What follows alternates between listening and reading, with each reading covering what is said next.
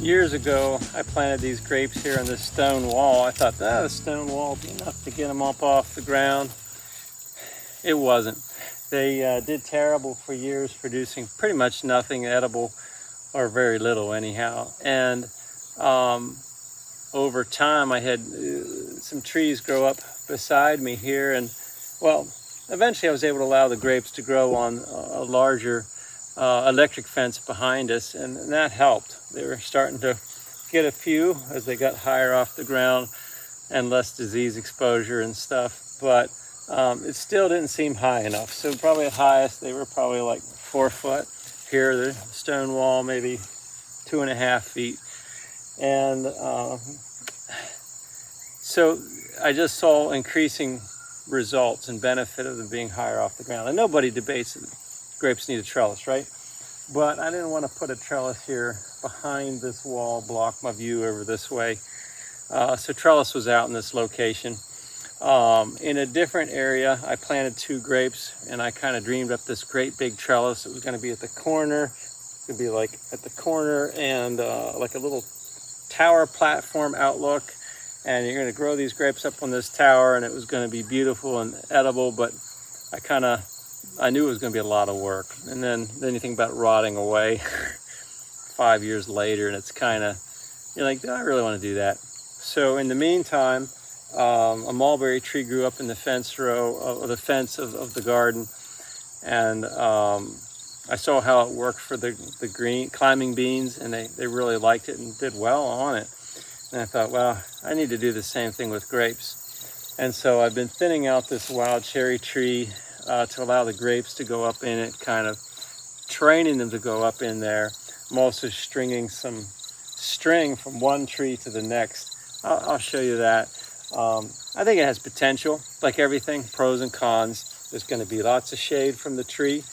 There's a lot of pruning that has to happen, but the tree, I don't have to put any work into, like, there's no material cost. It drops its leaves every year as a mulch. I take off a lot of those branches and leaves and just shove them back here behind the wall to help control the weeds. So it's fertilizing, being a trellis,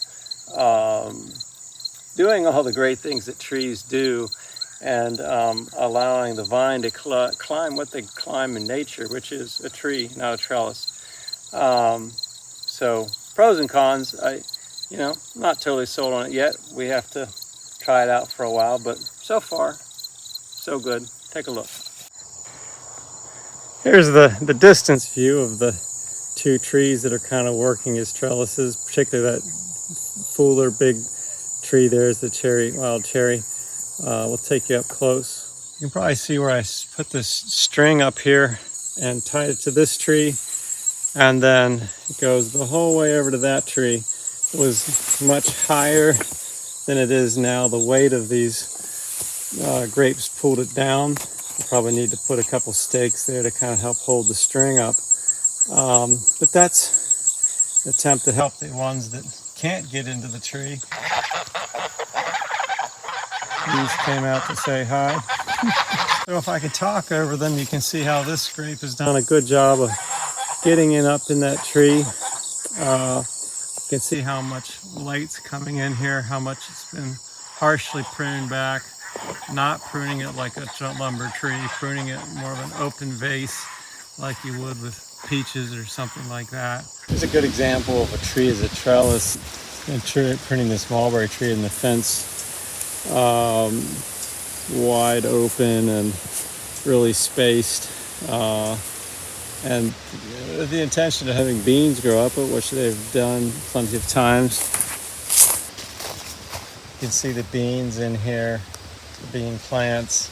I picked a lot of the beans today, but there you can see the beans winding up through there. See the beans hanging there. Saw this volunteer pumpkin coming up here on the other side of the fence probably a month ago. I thought, doesn't stand a chance. It's in the shade.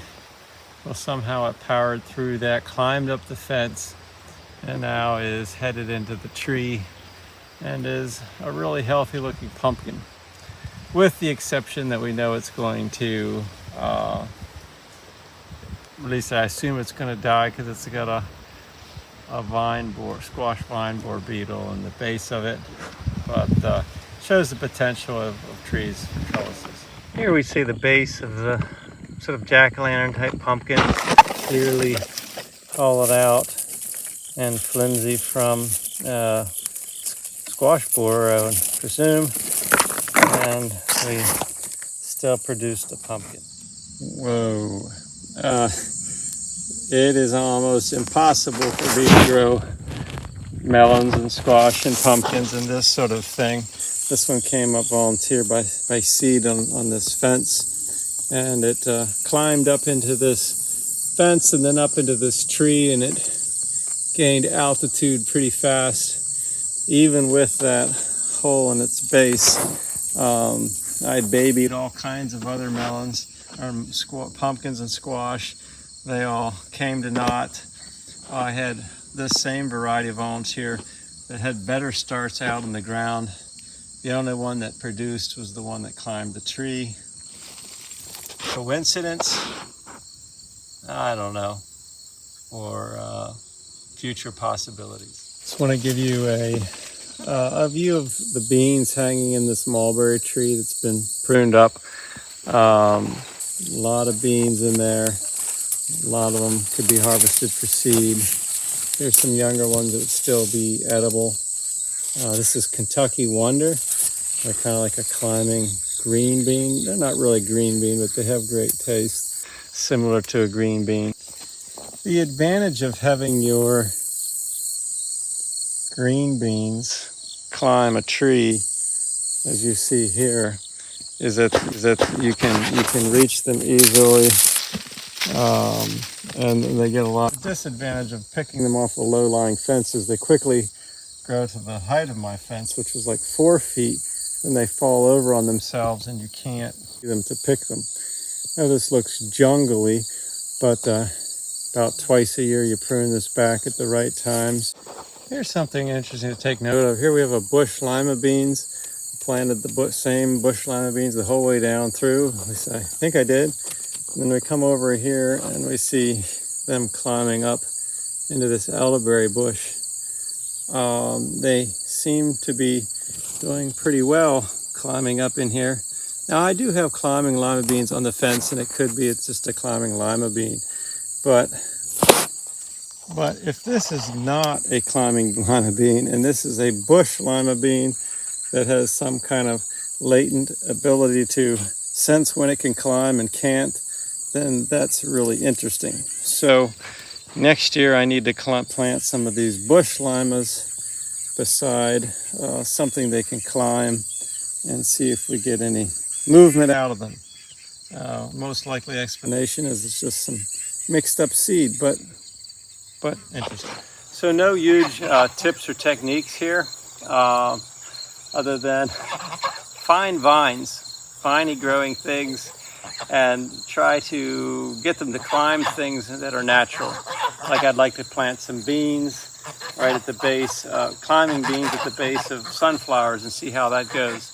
Of course, keep training your other vines up into trees. Of course, the advantage of a mulberry tree along the edge of your garden that you're running ducks through or other stuff, it's going to drop a lot of fruit, hopefully at some point in its life.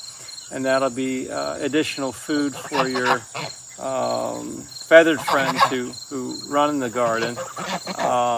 And so you start to have more than one angle to look at the production of a particular time for dinner. Okay, I'll be there.